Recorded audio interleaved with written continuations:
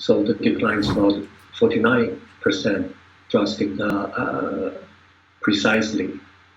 And this is due to the lockdowns around the world, which slows existing investment projects and the prospects for deeper recession that led the multinationals to reassess new projects.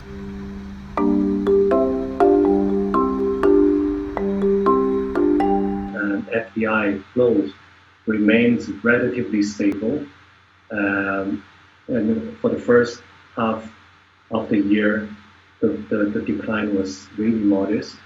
And in fact, according to the latest data, that for the first 9 months altogether of this year, FDI into China increased by 2.5%.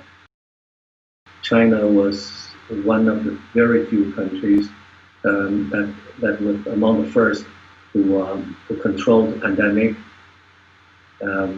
and also resume its production system in the country.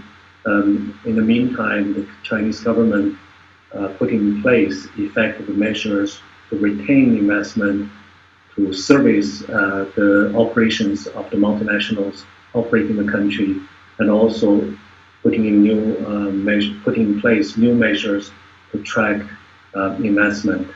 And looking at the structure of the investment into the country for the first half of this year, it's mainly in high-tech services sector, and that sector attracted double-digit of investment flows.